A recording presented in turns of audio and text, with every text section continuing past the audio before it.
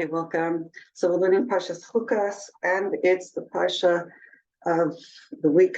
We're on now today we're on the 7th of Tammuz, and we're learning a Sikha from 1991, Parshas Chukas, and that was giving us the secret of the two levels of time that God created, two systems of time, the system of the days of the week, and the system and the order of the days of the month. The system, and okay, let's re-enter the Zoom 1 second. The days of the week is the 6 days of creation, 7th day is Shabbos. The days of the month is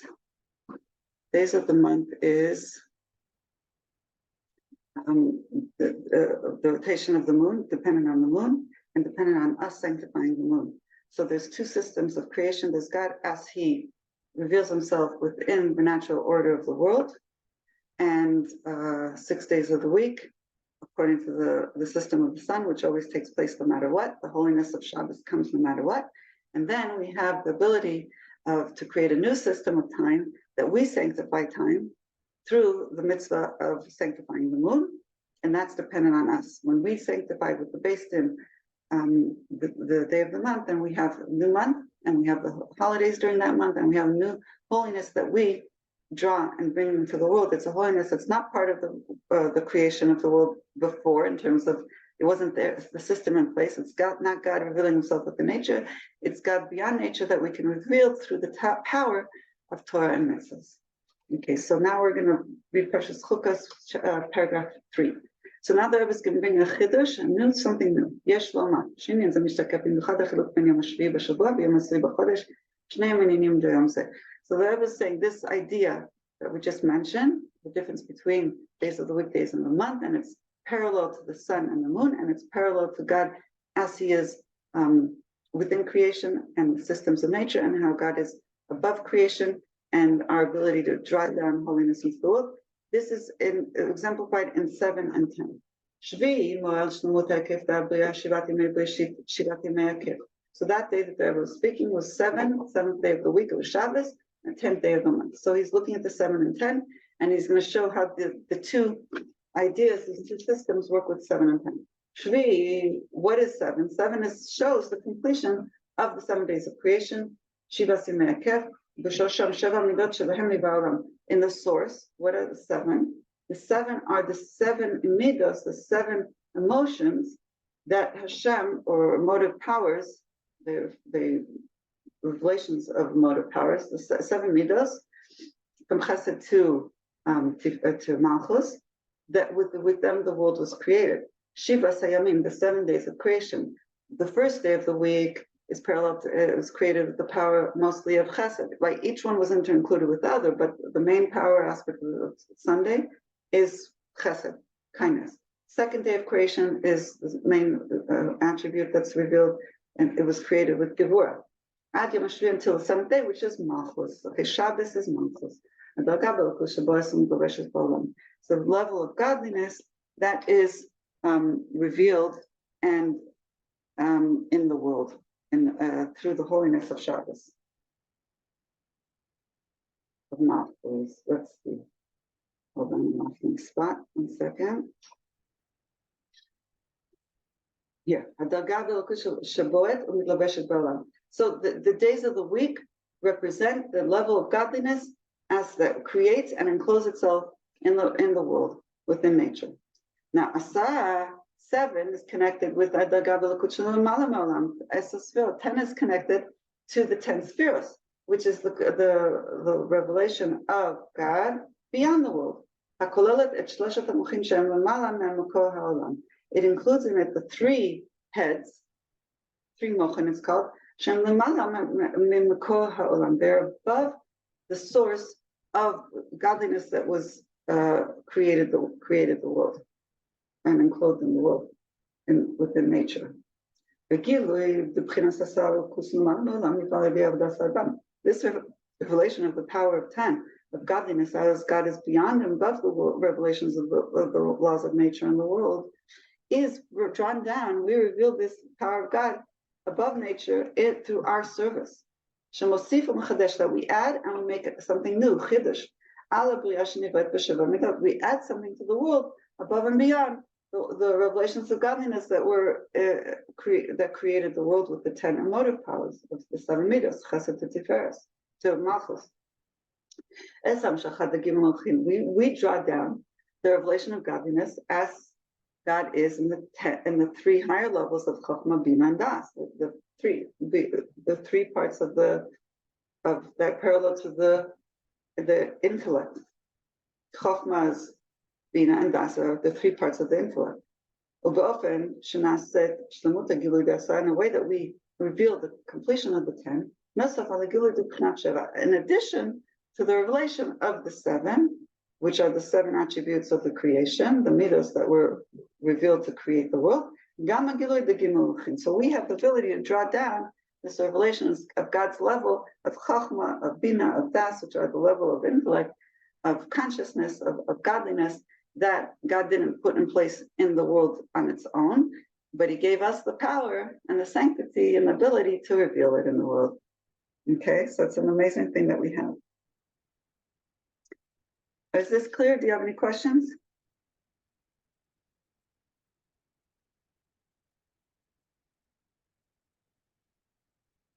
Okay, I'm going to continue. Okay. Hagilui, the Prinasasa. Okay, this we said already. Ba'avodas Adam, how's this in our service of man? Ala katuv, al tatzev ma מבואר בחסידות שבזמן הזה ניתנו לבני ישראל רק 7 ארצות, כיוון שעיקר העבודה בזמן הזה הוא לדבר ולזכך את 7 המידות, והעבודה ב3 המוחין היא בכדי לפעול על המידות. אבל בגאולה מצווה שלמה ניתנו לכל 10 ארצות, גם כן מפני הקדמוני, כיוון שאז תהיה עבודת השם בתחתית השלמות, תהיה עבודה דגים ומוחין גם לעצמם, עד השלמות אלה תולדות פרץ, שלמעלה מאלה תולדות השמיים והארץ והיבעם. So ever says there's something here in our service of God, our lesson, and something that's taken to heart in how we serve God. He says there's an explanation of Hasidus, and it's from the Mittler Rebbe. Okay, and it's from the Maimon of the Mittler Rebbe. I'm looking at footnote 33, and the Mittler Rebbe explains that in our times, when the Jews were going into the land of Egypt, out of the land of Egypt into the land of Israel, they passed by this land of Moab. And they were commanded, don't cause any trouble with the land of Moab. Like, just don't leave them alone. And Hasidus explains that in our time now, before the true and complete redemption, Bnei Israel, the Jewish people, were given just the 7 lands of Canaan. They didn't take over all 10 lands or all 10 countries. Because why? The main service of God during this time that we're in until the time of the redemption is to purify the 7 midos, the 7 emotive powers, which starts with the emotions of the heart, of chesed, down to malchus. Whereas the service of the brain, the conscious that we said, the 3, is just to, whatever we do with the brain, to fix the brain, is just to influence and have something to fix our attributes. We're really not fixing the brain, we're just fixing our emotions. We're purifying our emotions, that they should be godly attuned and godly aware. So we need to have our consciousness and our brain power working to affect and draw down godliness and feel godliness in our heart, in our feelings, and make our feelings tuned into God's will and God's godly feelings. So that our love is love for God, not love for stupidity. And our courage and our boundaries are also God's will. And our everything, our perseverance is to persevere in godly things. So we use the brain to understand God so that we can affect our emotions. They should all be tuned into God, clear and not muddled with unholy things. But the whole point of until times of Mashiach, the whole point of the brain power is just so that we can fix our midas, fix our emotions. Whereas, so if we're going to get times of complete redemption, we're going to get all the 10 lands, which means, what does it mean? Because then we'll be serving God completely and wholly in the highest levels possible. With we'll also have the service of serving God just through our consciousness, our mind power, our brain power, our wisdom, intellect, understanding, relating on all levels of the mind. We'll have just serving Hashem, just and the service of Hashem will be not necessarily tied into fixing anything. We'll be done with fixing the world and fixing our emotions. It will just be to reveal godliness in our consciousness. That will be the service. So we'll have the complete service of the offspring of Paris, which is us, which is the service of Hashem through Mashiach, will be a higher level of revelations in our mind, just to understand godliness on the highest levels possible, not related to having to fix anything. Okay? So we finished paragraph 3. Let's see. Okay. How are we doing so far? You want to say something? Yeah. I was thinking of how, we don't always notice the difference, like 7 and 10, 7th day, 10. Yes. 10th of the month. But when we do notice the difference is during the holidays, because they all come with a different mixture, and our preparation is different because right. Depending which week. Yeah. Right. Yeah. If we're going to go straight into Shabbos and have a yontif with straight going into Shabbos, or just straight coming out of Shabbos, yeah. On which day of the week we're going to be, yeah, you're right. That's what really shows the difference. It shows the difference, and it depends on also how we're going to serve Hashem that week. That whole week is kind of dependent on which day of the week it falls out on. Yeah, so they're connected. Okay, thank you. So it's done every week because Shabbos is like the 7th day every week. Yeah. So, and then it's always the 10th Sefirot, right? Yes. Yeah. Right. So he said, the Rebbe says that day, the Rebbe is talking about this idea of the days of the week and the days of the month. And he says it comes out really clearly in that day that they're in, which was Shabbos, 7th day of the week, and 10th day of the month. And they symbolize the 7 midos and the 10 powers of the soul with the 3 levels of the brain. So it fit perfectly. Okay. The whole idea. Into that day. Case, but this Shabbos will be the first day of the month. Yeah. And the first day of the month, and the 12th day. Wait, the 12th day of the month and the first day of the week will be this Shabbos. Well, no, Shabbos is always 7, no? Well, it's the first day of the week. Shabbos is always the 7th day of the week. Well, how could Sunday be the 7th day? Sunday will be the 6th, the first day of the week. But you're saying Shabbos, Shabbos. You said the Shabbos. Yeah, no, but Shabbos. I'm sorry. Shabbos is day 1. Oh. Wait a minute. Wait a minute. Oh, I'm sorry. Oh boy, did I get mixed up. Okay. And people, it's always Sunday's Yom Rishon, Yom Sheni. So that's a day. Yeah, I meant to say the 7th day of the week. And the 12th day of the month. That's what I meant to say. 7th day of the week and the 12th day of the month, not the 10th. Yes. That's all I meant. So we're going to have to figure it out. You know who would be able to figure all this out really easily and quickly is Rabbi Yitzchak Ginsburg. I remember he once gave a whole shiur with like maybe half an hour or more, spoke of the correlation between 3 and 5 and 7. Oh, wow. And it was mind-blowing. All the different levels of 3, 5, and 7 and how they interconnected. And I mean, maybe we spoke about it for an hour, who knows? Like it's just mind-blowing. He could find in numbers, and the relationship and what we get from it in serving Hashem is unbelievable. Okay. I'll have to learn more.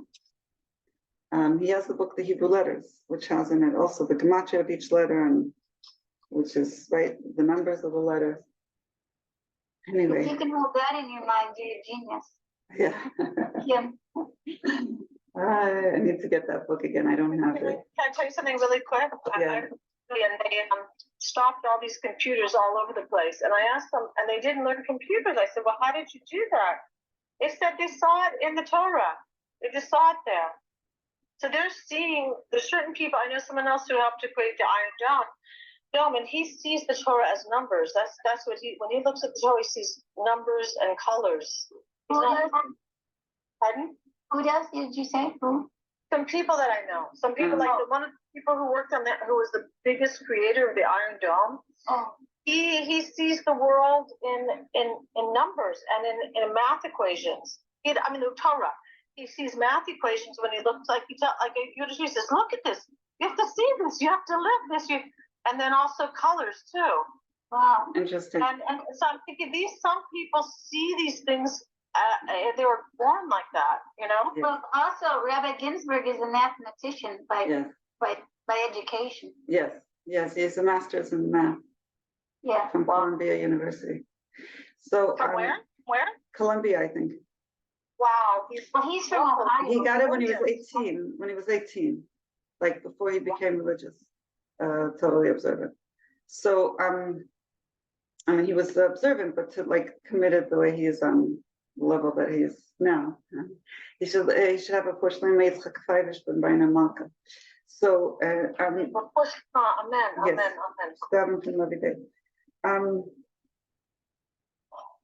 Yes. So Rabbi Ginsburg's like that also. And by the way, sofer means to count.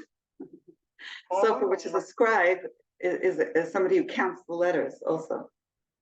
And we know each letter is so important, you know, but there's something in ability and the desire to count each letter and to consider each letter and to count the number and the gematria and where it holds of each letter it's a holy endeavor. It's a kosher entertainment. Well, it also means each letter counts. Each letter counts, yeah. That means that too. Yeah. No, we know that story that I told I think it was on Sunday, the woman who had a son who was sick, and they told her to check the mezuzahs, and she says, "Our mezuzahs, we're religious people. Our mezuzahs are fine," you know, like she was insulted. And then she went back home and checked them. Nothing was wrong. And the Rebbe said, and she came back upset. And the Rebbe said to her, check again. She said, we had it checked. He said, but if your son is still not well, that means you need to check it again. There's something not good in the mezuzah. And so they checked again, and they realized there was one letter missing. Yeah. And I told that letter on Shabbos. I mean, I told That's a story. Yeah. It was a good discussion. Yeah. We were at somebody's house recently, and they had, again, the same thing that I had with another person here in town when we first got here.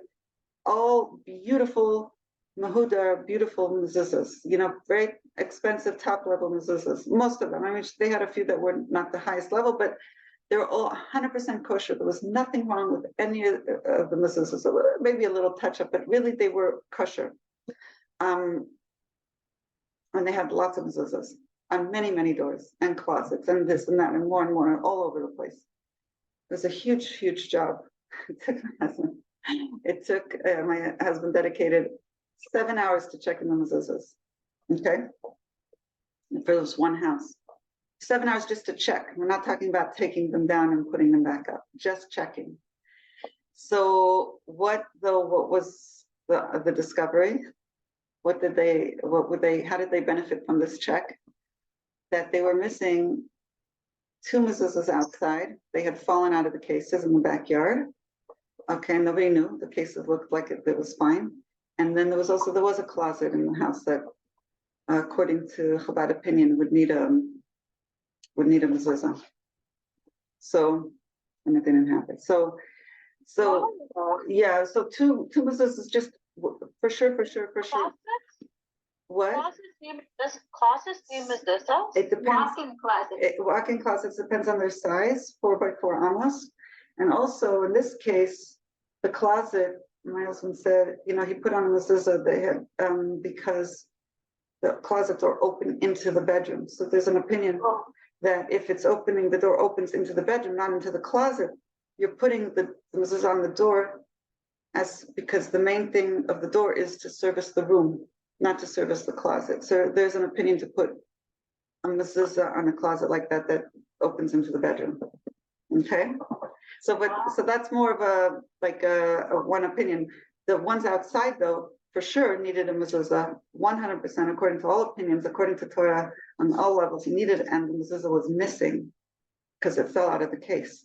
Nobody realized it. So mezuzahs need to be checked, even if you have amazingly kosher mezuzahs that are were put up by a scribe, and and they were checked and many times, and still they needed a check. Okay. Here we go. Everybody should go and be well with holiness and everything. So where do we end? I know. Okay, the 7 and the 10, right? Here it's Mashiach, highest Yes. level class. Okay. Yes. Okay. So paragraph 5. I think we did it already, but let me just see.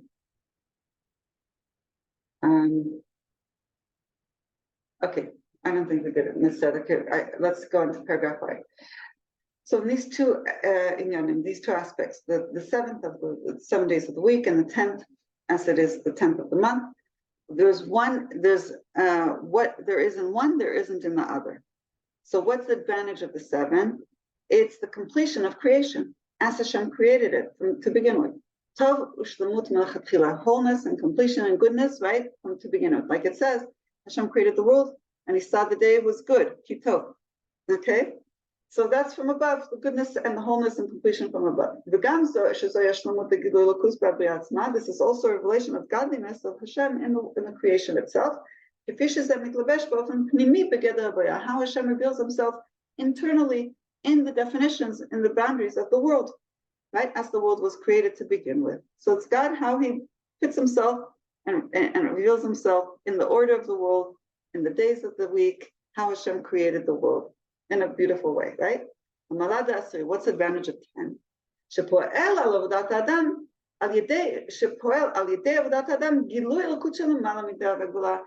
Power of 10 is our service of Hashem, and it reveals our ability to be able to reveal godliness as God is beyond measure, beyond definitions of the world, okay, beyond the order of creation of the world. So it's the power of miracles, right? It's the power of drawing godliness through Torah and Mitzvos that are not limited by the definitions of the world. Okay, so Obilshan Katuv, like it says, Asiri Kodesh, the 10th will be holy. We make the 10th one holy. We can sanctify the 10th to be holy. Adalgad Kodesh Mila Begamel Atzmach, Shinala Legame, Kodesh Umufrash Muvdal, Minyanim Achim Begame, Alachat Kama Machana Migedel Olam. So 10 signifies that we can make something holy, and we can take it and remove it, and from anything else, even the definitions and and limitations of the world. So we can make something holy and lift it to a level that it's not limited by the definitions of the world. Okay, so that's what's the wow of the Jewish people, that non-Jews, and we can be wow too, is that we do have a power to take something that was just bound by laws of nature and the rules of the world, and we can give it extra power, in a day that has all this potency and power, and something, even a mitzvah. We sanctify and we make something mundane holy, and it has this power of, wow, it has the power of mezuzah, it has the power of the day of the month, Rosh Chodesh, of the Yom Tov. We have a power through Torah and Mitzvahs to bring something holy into the world that wasn't there before. That's the wow of being a Jew, of having that ability to sanctify the world with the power of revelation of godliness that's not limited, not defined by the world. Okay? Gam Shabbat Yom Shvi hu b'dargat Shabbat Kodesh mina b'gamei. So even though Shabbos that God created is Kodesh, it's holy, right? What's the difference between the holiness of Shabbos and the holiness of the Yom Tov that we give holiness to? Is that Shabbos is automatically by Hashem, as the kedusha, the holiness is drawn down from above. Hashem makes it holy. Masha'enkin asiriya kodesh, whereas when we make the 10th holy, nifala the day of the it happens through our service from below. We, through our service, and Lev is probably going to explain this more, I guess, we'll find out, I'm sure. It's not going to leave us hanging. But we have the ability to draw down holiness that's beyond the level of holiness that Hashem instilled in the world to begin with. That's the order of nature. God gives us ability to reveal through our service godliness that's above nature. That's not limited and defined by nature. And he gives us the power to reveal it in this world, which is the whole concept of what the Rebbe has been talking about, miracles. So we serve Hashem in a world through the laws of nature, but we also can reveal the power of God's miracles, which are above nature, while we're doing our service of God. So like the example, right, of the staff of Aaron, where it gives us the example, we make our parnasa, we do our livelihood, but when we do our livelihood, knowing that it's Hashem giving us the livelihood, and we do it honestly, right, knowing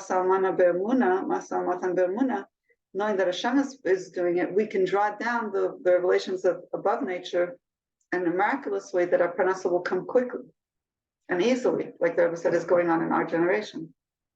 Later years, the parnasa comes much faster and easier than it used to be in previous generations. Okay, so let's look inside again. According to this, we see the wonder, the revelation of the highness, the height, and the advantage of today, bichlal in any day. Any day, the Rebbe says, right? This is the code for any day, that you have the connection, and each day unites the day of the week with the day of the month. Like we mentioned above, but the Rebbe says this is very, very apparent and emphasized now. He's emphasizing today on that day, the 7th day of the week and the 10th day of the month.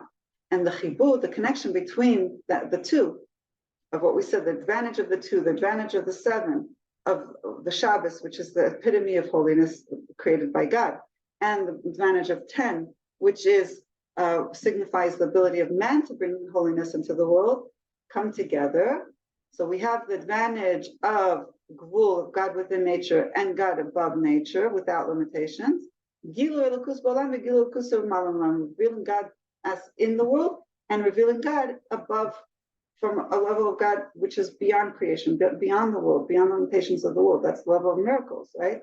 The connection and the bringing them to come together on the day of the week and the day of the month, that we can draw godliness that's beyond the world in the existence of the world itself. Footnote 49. So we do footnote 49, it's long. Shall we try? Are you ready? Can we try what? Footnote 49. It looks like a. Wow, is that important? I don't know. I didn't look at it yet, but it's 7 times 7. It's 7 times 7. Of course. yeah. Okay. 7 times 7. So you're looking ahead, Alyssa, from the 49. Let's see what it says. No, I didn't look. I'm just saying that you're just talking about 7 and all this and relationships and Let's see if we can understand footnote You're a 49. musician. You know 7 also. and it's the 49th level of Tuma. Let's see what the Rebbe said. Yes.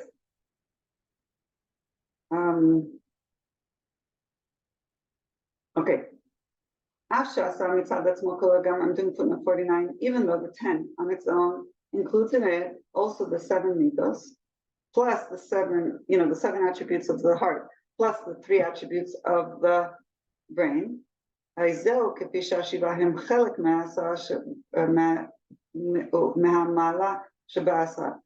how 7 is part of the 10. So there's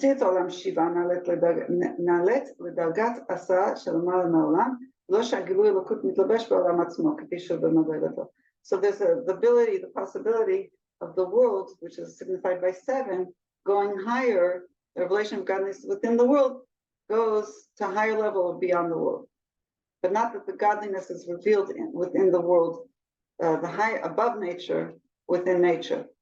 The second level, though, is the level of 10, as it relates to the level of the world and not above the world, doesn't blow everything out of the water. Like we said, God doesn't do a miracle and just passes all laws of nature. No, God does a miracle within the nature, within the order of things. So while we need God to help us fight the war, he helps us. While we need to make parnasa, he helps us in a miraculous way. So that's God above nature working within nature. Mashenken כשיום זה הוא יום שביעי בפני עצמו ובימי השבת. ויום עשרי בפני עצמו מהחודש העזרה החיבור בית המעלות, השלמות וגילוי אלוקות במציאות העולם. So when you have the two coming together on one day, it shows how you can connect God beyond the world with God within the world, and in its complete form. והשלמות וגילוי אלוקות שלמעלה גם למעלה מסביב לכם וחיבור לשניהם יחד. Hashem is revealed beyond the world, within the world, the connection of the two together. So that's the advantage. It's not that either we're working within the system of God, the order of creation, God within the rules and laws of nature, or we're working in a miraculous way that has nothing to do with nature, okay? The coming together of the two on one day shows that we can draw godliness in a miraculous way within the reality of nature. Yes, oh, thank you, Alyssa. 11 is above nature, yes. Okay. So we have the ability to reveal miracles in our daily life and moment. And that's kind of the concept that the Rebbe brings also a lot about the power of 11. Is to be able to tune in to God as He is above and beyond everything. That's the level of essence, the level of the crown, the level of pleasure, right? God's will and pleasure is in the crown and level of 11.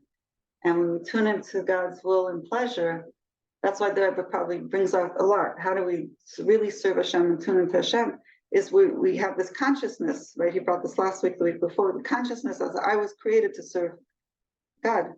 It's a level of bittul. When we have that level of we're here for Hashem, we're give it all we've got. It's like it's all about Hashem, it's not about me, right? It's that surrender, that bittul, it's all Hashem.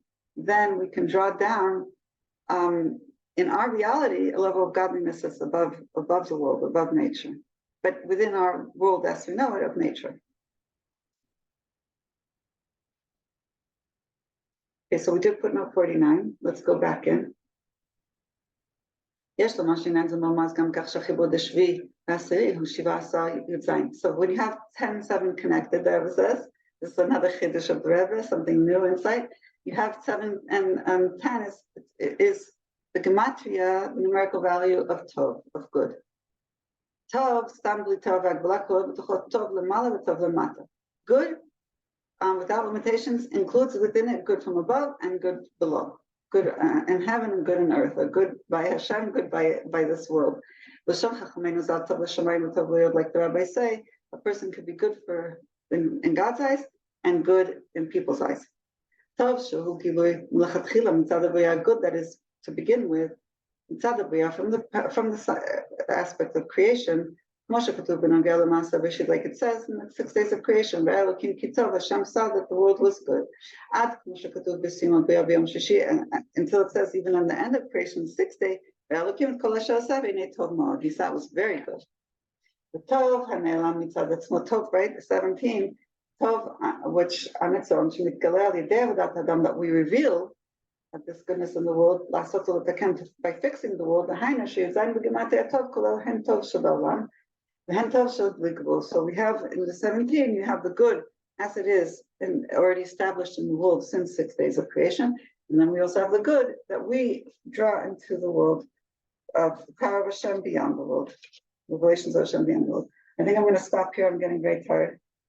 Okay, I woke up very early. My time. I have a question. Yes. Does the word in Sefer mean fixing, like repairing, that kind of fixing? Yeah, that's what yeah, I think so. Yeah. Okay. Which world? What word are you talking about? Well, the word that we mentioned the word, that's what we're here to do. So I wondered if the word is because the fix and repair. Lo Steve? Letaken is the word that Rebbe brings, to fix. I can't hear. Letaken. To fix or to enhance. There's an echo. Look it up. Oh, now say the word again because it was an echo. Letaken. Okay, got it. Thank you. Okay. We'll look it up. Thank you, ladies. Thank you. Tikkun is to fix, tikkun